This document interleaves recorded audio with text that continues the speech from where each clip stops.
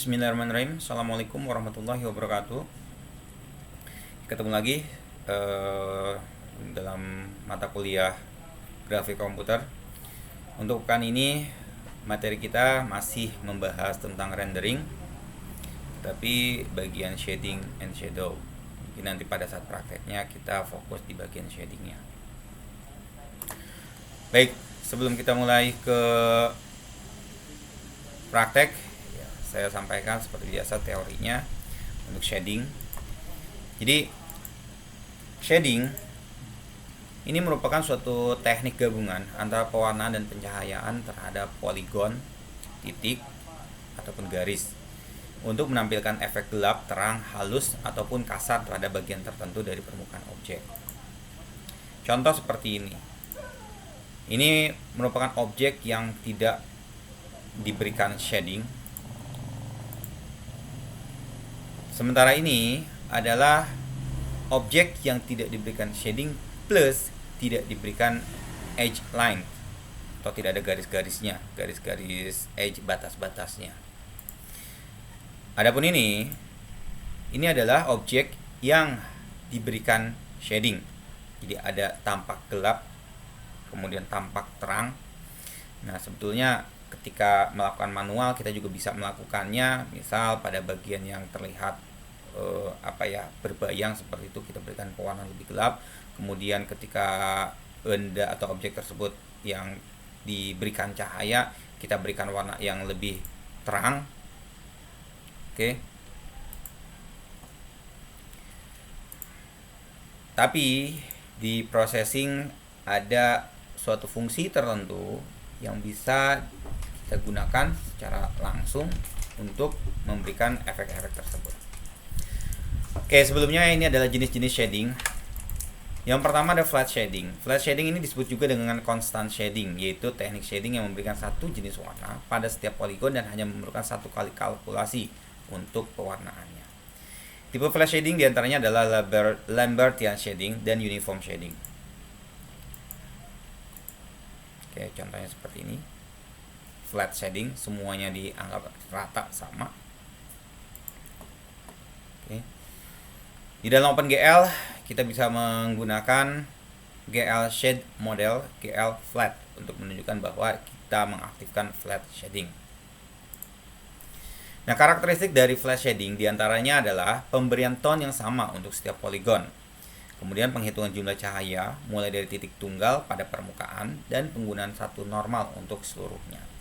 Dipukul rata, namanya juga flat shading. Secara umum, flat shading dapat menghasilkan shading yang akurat dengan ketentuan sebagai berikut. Pertama, objek berbentuk polyhedra, yaitu segi banyak, yaitu jaring yang punya ruang terhingga dan tertutup. Semua sumber cahaya jatuh dari permukaan objek, maka N dikali L adalah tetap untuk semua permukaan poligon. Dan yang kedua adalah posisi penglihatan yang cukup jauh dari permukaan sehingga NL adalah tetap untuk semua permukaan poligon. Ini syarat agar flat shading itu akurat. Yang kedua adalah smooth shading. Smooth shading itu teknik yang akan menampilkan gradasi warna pada tiap poligonnya. Gradasi ini diakibatkan dari interpolasi warna pada garis poligonnya atau vertexnya. Penerapan smooth shading kalau dalam OpenGL fungsinya GL Shade Model, GL Smooth. Oke, untuk menunjukkan bahwa kita menggunakan smooth shading. Nah, untuk smooth shading ini dibagi lagi menjadi beberapa tipe. Pertama adalah Gouraud shading. Gouraud shading ini dipublikasikan oleh Henry Gouraud pada tahun 1971 dan dibuat dengan tujuan untuk memberikan efek shading yang halus pada poligon tiap titiknya tanpa memerlukan komputasi yang berat. Nah, seperti ini, dan gradasi seperti ini. Serta untuk fase-nya bisa dilihat perbedaan dengan yang sebelumnya, yang flat lebih halus. Gouraud shading ini menampilkan kesan gelap terang dari sebuah permukaan objek dengan perhitungan warna dan penyinaran dari tiap sudut segitiga. Teknik ini juga tidak menghasilkan efek shadow dan refleksi. Yang kedua adalah Phong shading. Phong shading dikembangkan oleh Buitong Phong pada tahun 1973 dalam disertasinya di Universitas Utah. Sama seperti Gouraud shading, hasil Phong shading akan memberikan gradasi warna pada permukaan objeknya. Kelebihannya adalah pertama memberikan efek shadow dan refleksi, dan yang kedua memberikan warna tiap garisnya sehingga lebih halus. Adapun kekurangannya karena cukup kompleks kayak yang diberikan oleh Bui Chun Pong, maka kalkulasinya butuh waktu lama. Cuman lihat dari hasilnya ya bisa terlihat lebih baik seperti itu. Oke, itu untuk shadingnya. Nanti pada saat prakteknya ada sedikit teori-teorinya untuk memperkenalkan fungsi-fungsi dari processing terhadap shading. Namun untuk shadow kita tidak mempraktekannya, tetapi di sini sedikit teorinya kan tidak banyak. Untuk shadow ini, shadow adalah suatu bayangan yang merupakan hasil proyeksi dari cahaya yang jatuh ke benda atau objek yang kemudian diteruskan ke dalam suatu bidang permukaan. Bayangan ini sendiri bukan merupakan sebuah objek. Oke, di sini ada sebuah objek, ada cahaya, ada shadownya. Tadi kalau pakai Bui Chun Pong itu bisa menghasilkan bayangan. Artinya shading dengan shadow itu bisa berbarengan sebetulnya, tergantung metode yang digunakan. Nah, lalu bagaimana sebuah bayangan dari suatu objek itu sendiri? Nah, kalau kembali ke rumusnya, rumus bayangan, kita seperti biasa pakai matriks seperti ini, di mana shadow koordinat adalah matriks transform dikalikan objek koordinatnya. Oke, misalnya ini objeknya X1, X2, Y2, X1, Y1. Di mana bidang dianggap Y sama dengan 0, jika sumber cahaya terlalu jauh dari objek, maka hasilnya seperti ini. Rumus-rumusnya. Baik, sekian saja untuk materinya, tidak terlalu banyak yang bisa saya sampaikan. Kita bisa langsung menuju ke praktek. Kita prakteknya menggunakan processing seperti biasa. Oke, jadi mari kita lanjutkan ke praktek. Akhir kata, bila taufiq wal hidayah. Wassalamualaikum warahmatullahi wabarakatuh.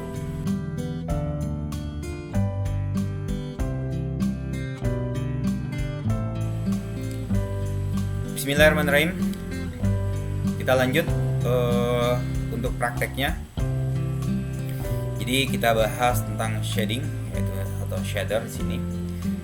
Saya gunakan langsung tutorial dari processingnya, jadi kalian pun bisa mengaksesnya, atau kalau tidak saya sudah sertakan bentuk PDF-nya di e-learning, sudah saya sertakan di sana, jadi tinggal bisa mengikuti saja codingan-codingannya.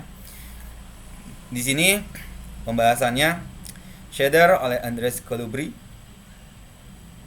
dinyatakan bahwa everything that processing drawn on the screen with P2D and P3D renderers is the output of an appropriate default shader. Jadi sebetulnya by defaultnya P2 dimensi maupun P3 dimensi itu menggunakan dia sudah melakukan shading sebetulnya secara defaultnya. Tetapi ada kalanya kita bisa memanfaatkan atau ya tadi ingin merubah penampilan nilai-nilainya itu dengan cara mengutak-atiknya lah, diberikan kesempatan seperti itu. In order to understand how shader works, jadi bagaimana untuk memahami bagaimana shader itu bekerja and how they can be used, dan bagaimana jika mereka bisa digunakan to extend the drawing capability, untuk menambahkan kemampuan menggambar processing. It is necessary to have an overview of the key concept. Jadi butuh konsep shader programming. First in general and then from the point of view of processing sketch. So get ready and grab a beverage of your preference because this is going to be a very long tutorial. Oke, jadi tutorial ini cukup panjang, tetapi tidak akan saya bahas semuanya karena kalian bisa akses. Saya hanya akan bahas yang poin-poin utamanya saja karena selanjutnya kalian bisa mempraktekannya. Oke, mempraktekannya, mengujinya, mencobanya sendiri. Oke. Kalau ingin berkreasi pun ya silahkan. Yang penting tadi konsep utamanya itu sudah difahami dan itulah yang akan saya sampaikan dalam praktikum kali ini. Jadi saya tidak akan bahas panjang tutorial ini. Ini cukup panjang banget sebetulnya. Oke, itu lumayan lah untuk ngabuburit, ya sedang lah, ngabuburit cukup lah. Silahkan untuk berkreasi, tapi saya akan membahas intinya saja. Oke, baik.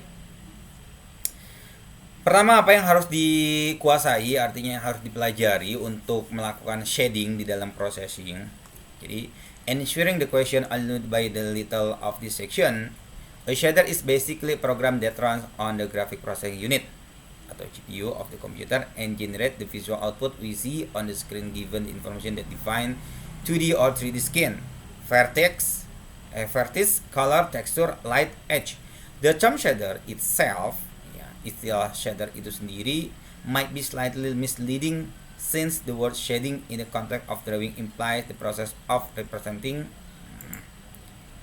different level of darkness on the surface of an object due to the surrounding light in order to create the illusion of tip.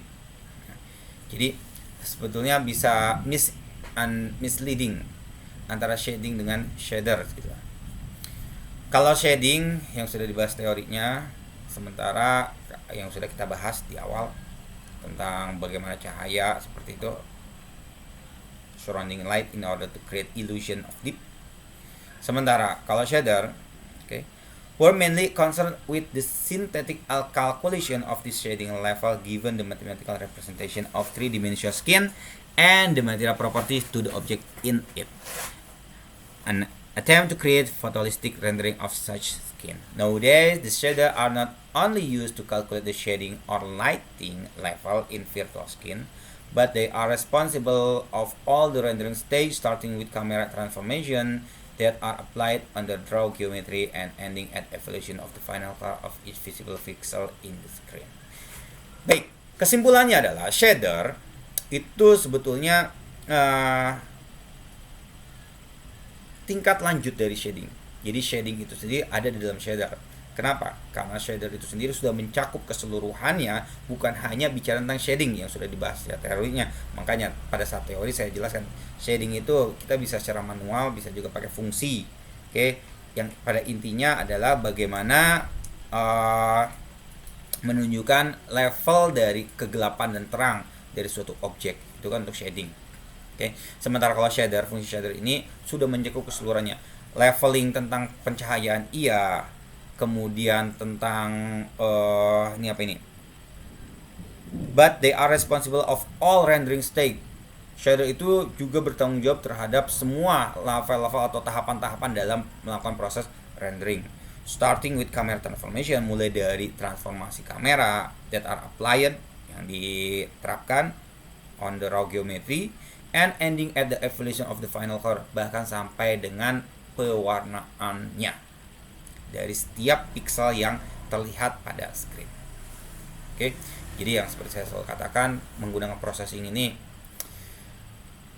sangat-sangat mempermudah dalam mempelajari grafika komputer dan sangat-sangat mempermudah sekali untuk maju ke tahapan bagi yang TMD, itu sebetulnya maju ke tahapan pembuatan animasi, pembuatan game, pembuatan rendering dan segala macam seperti itu. Baik, tidak perlu berpanjang-panjang lebar saja, kita mulai. Jadi there are several resources such as online tutorial bagi yang ingin memperdalam keilmuannya tentang shading, ya bisa melihat di online tutorialnya, forum, book dan sebagainya. Banyak sekali yang sudah bicara. Let's start with a simple 3D sketch as the model to understand the relationship between the processing function and variable and the underlying pipeline running on the GPU. The sketch draw a quad with light and some geometric transformation applied to it. Baik, kita mulai saja dengan melakukan codingan sederhana. Codingan sederhana dengan 3 dimensi untuk memahami hubungan antara processing dengan tadi fungsi variabel dan pipeline. Kita mulai dengan float angle. Jadi kita punya suatu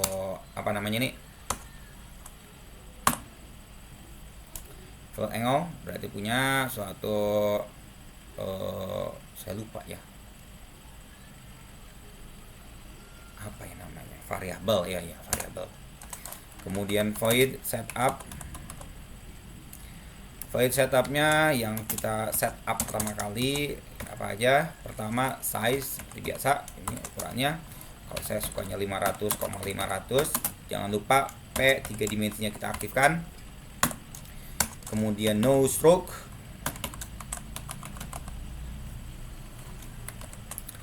Baik, jangan sampai ketinggalan.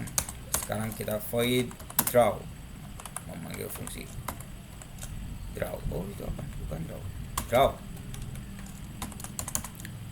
Dimana fungsi draw inilah yang menggambarnya. Pertama kita setting background warna hitam. Kemudian kita setting kamera. Kemarin sudah kita bahas fungsi kamera. Oke. Di sini width per 2 posisinya. Height per 2. XZ-nya 300.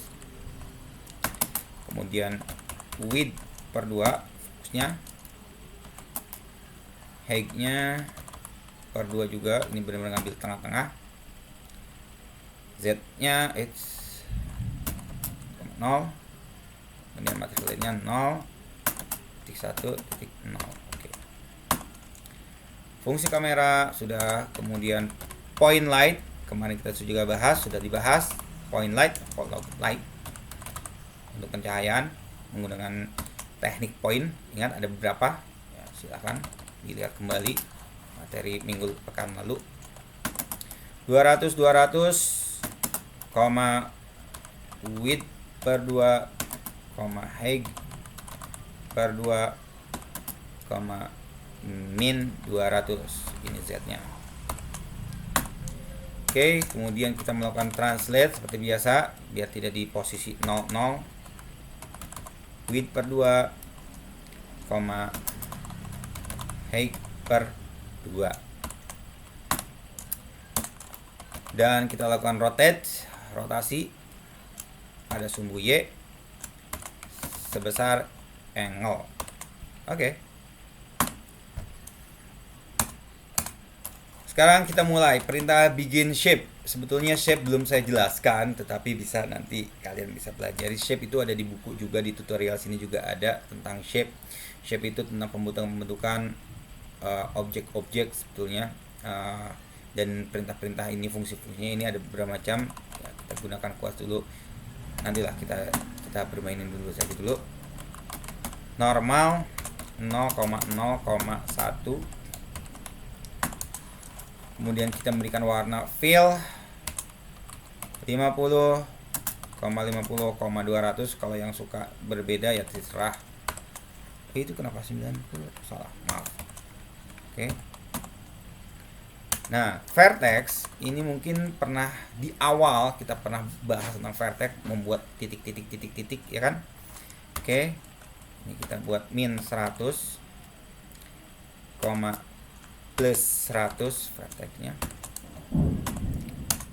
Kemudian buat vertex lainnya ada lagi plus 100, plus 100 juga. Kemudian kita berikan fill, kali ini warnanya 200,50,50. Pewarnaan terserah, suka-suka kalian. Kemudian kita buat lagi vertex berikutnya. Ini biar cepat. Ngoding kalau kalian udah mulai paham, udah bisa teknik-teknik cepatnya. Oke. Fill 200, vertexnya plus 100, min 100, ini kebalikannya, min 100, min 100. Oke, kemudian kita fungsi end shape.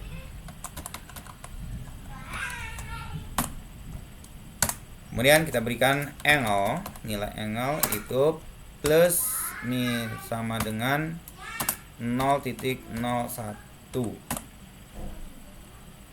Oke ya, selesai codingannya, simple seperti ini. Kita coba jalankan.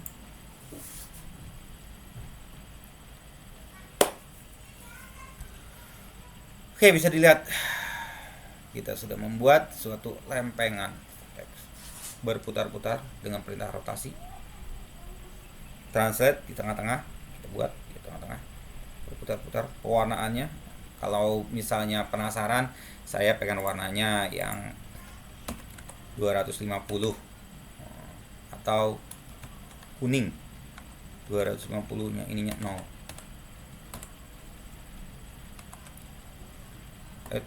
Jangan di save dulu, saya lama save. Kita jalankan, ada warna kuning. Nah ya, gradasi warnanya. Oke, ada shape nya dibuat.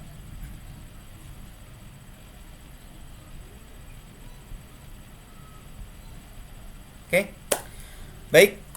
Untuk yang pertama, the image below depict diagram of the graphic pipeline and how the input of the pipeline is related to the function calls. In this case, there are several additional stages in typical pipeline, but we don't show them here in the sake of clarity. Furthermore, processing follow the specification set by OpenGL-ES. Jadi sebenarnya processing itu udah memanfaatkan OpenGL-ES, which is the version of OpenGL used in mobile device and through WebGL, also in browser. Jadi bisa ditampilkan juga di mobile, bisa juga di web. The programming model in OpenGL-ES is simpler and doesn't include all the stages that are present in desktop OpenGL. On the desktop OpenGL-ES is the fact subset of OpenGL. So this choice to ensure that GLSL shader written to work with what? Processing can be used across different platform with minimal change.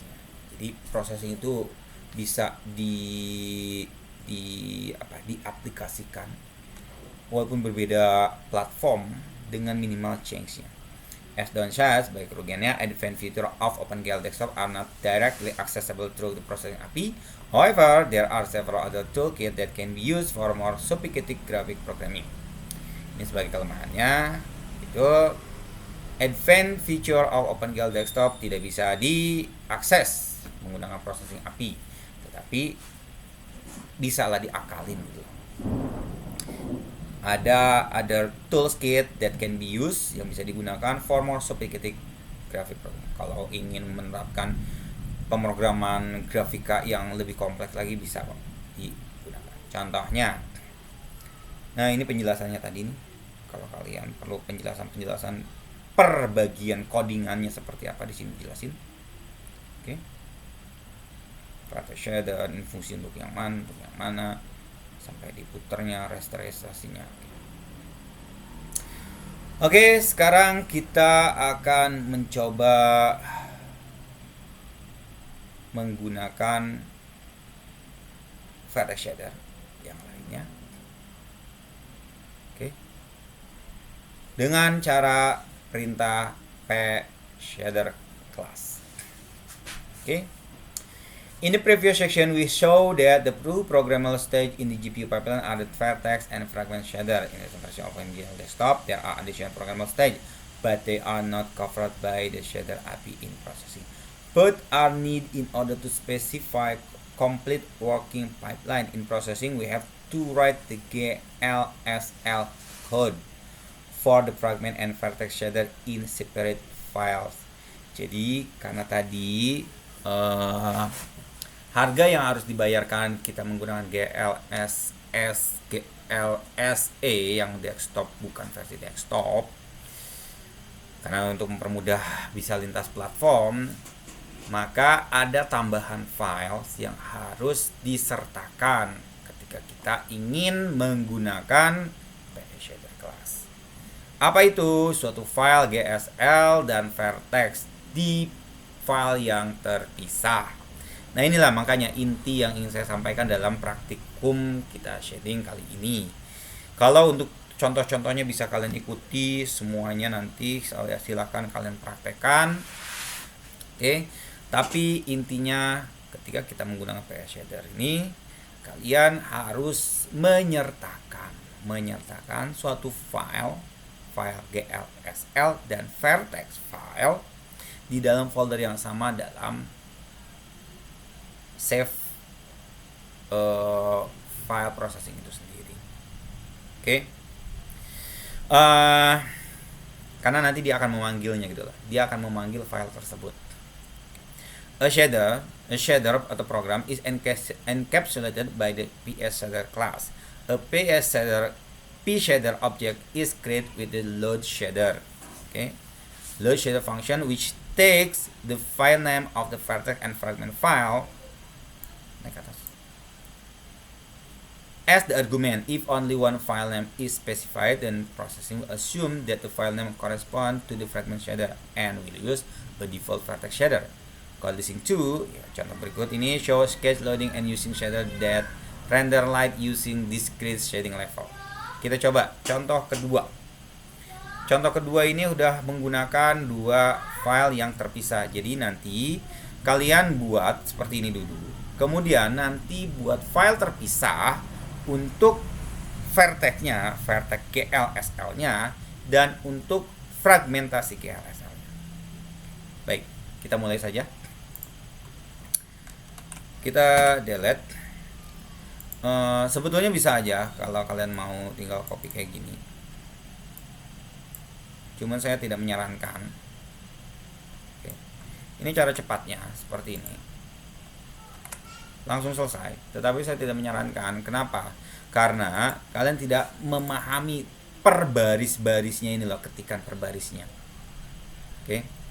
Kalau saya untuk mengajarkan ya silakan, nggak masalah kan, untuk menampilkan, mendemokan. Tetapi kalau kalian sebisa mungkin itu mengetikkan satu persatu baris-baris tersebut agar kalian paham tiap barisnya. Oke, saya copy, biarin aja kalau saya ya pengecualian gitu kan. Oke, seperti biasa kita panggil dulu PS shader tune. Kita beri nama tune. Oke, kita kasih nama dia tune. PS shader tune. Void setup seperti biasa, size ukurannya P 3 dimensi, jangan lupa kita bermain di 3 dimensi. No stroke, oke, seperti biasa tidak ada ketebalannya.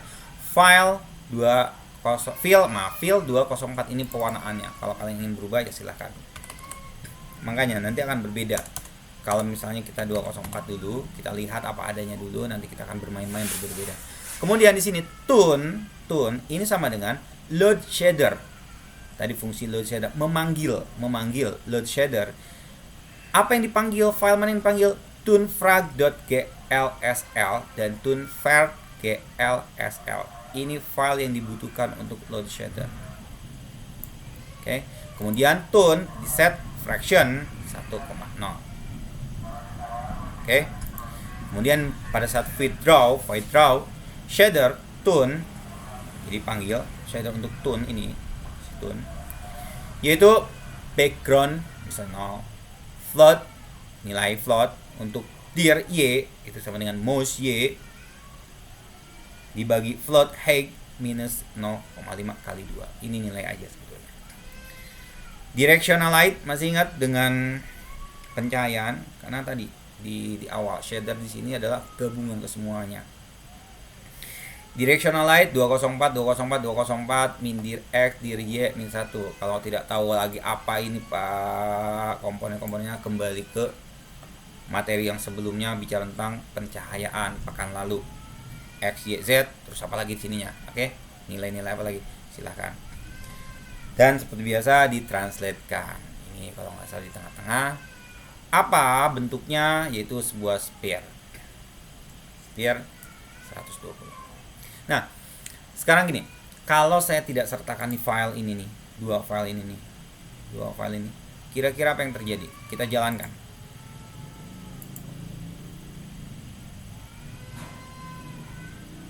Oke, program mengalami error. Errornya null pointer exception. Bagian tune loadernya dia tidak menemukan file ini.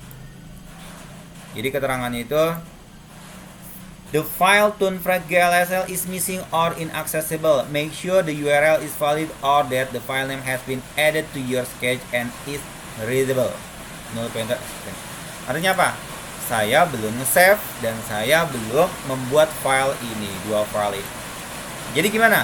Pertama, kita save filenya, okay. Kita buat program baru, namanya misalnya tune. Nah, kita bermain tune, save. Oke. Kemudian kita juga membuat file yang sama Oke. Tune. Ini kita hapus. Nggak butuh.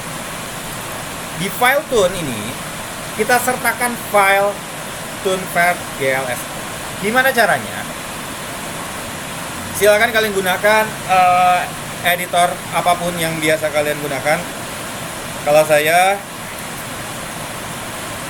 favorit saya pakai Notepad, bisa segala macam. Yes. Oke. Kita create di sini. Kopikan file di sini.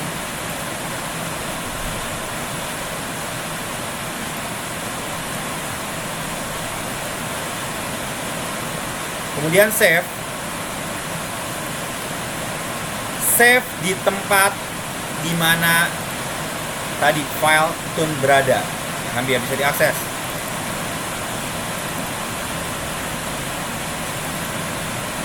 Tune, oke, di sini.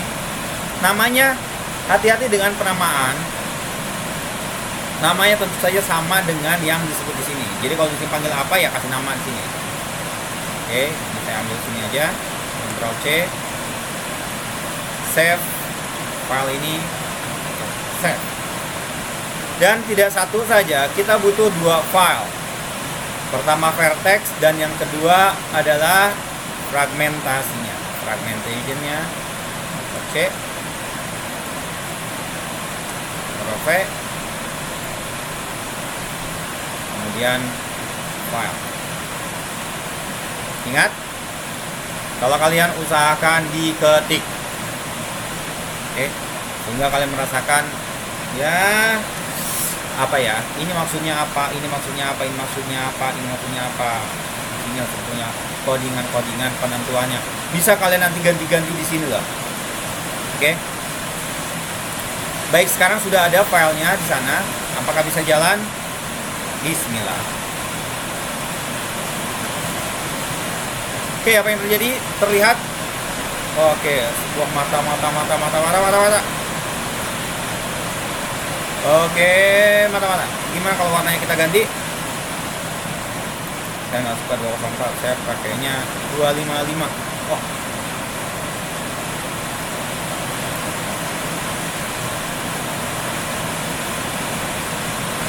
Wah, lebih abu-abu, berbeda kan? Oke. Baik. Demikian untuk praktek kita kali ini. Karena tadi saya bilang saya hanya ingin menyampaikan konsep dasarnya saja. Karena ke bawahnya itu adalah pengembangan fungsi-fungsi dari shader. Oke. Fungsi-fungsinya. Jadi bagi yang tertarik untuk melanjutkan, penasaran misalnya, karena di sini akan ada berbeda-beda jenis-jenis dari shader. Oke. Cuman apapun codingannya, cara mengerjakannya adalah sama, yaitu ada fungsi processingnya, kemudian sertakan file untuk GLSL-nya. Jadi di dalam satu folder yang biasanya kemarin itu hanya ada satu file saja processing seperti ini, kali ini ada pendampingannya. Karena kalau ini tidak ada, maka ya tadi tidak bisa ditampilkan. Oke? Baik, seperti itu saja. Kalau kalian penasaran dengan fungsi-fungsinya, sebetulnya di sini sudah diberikan contohnya. Ada codingannya. Tapi harapan saya tetap kalian mengetik itu penting, gitulah. Untuk memahami setiap barisnya, karena berbeda. Begitu copy, ya pekerjaan selesai, tetapi kita tidak paham per baris dari codingan tersebut. Oke? Jadi usahakan tetap mengetik codingan tersebut, jangan mengkopinya. Kalau saya ya mendemokannya. Oke? Jadi seperti itu. Contohnya ini saya sudah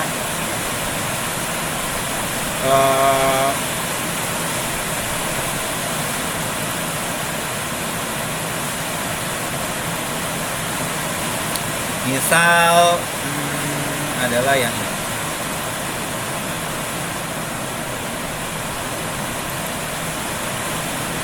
Dia ada datanya. Oke. Ini adalah program processingnya. Hasilnya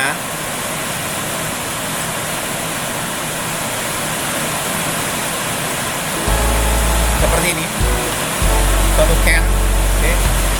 Kemudian kalau saya pakai yang next slide,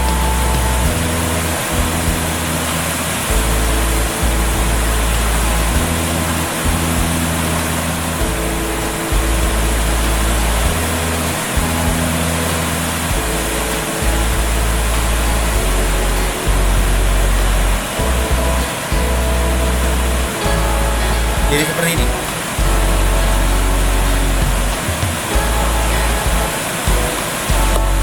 Kita sudah membuat suatu animasi, ya kan? Sudah bisa iklan, bisa dimanfaatkan. Baik, saya akhiri saja. Kurang lebihnya saya mohon maaf. Terima kasih. Akhir kata, billahi taufiq wal hidayah. Wassalamualaikum warahmatullahi wabarakatuh.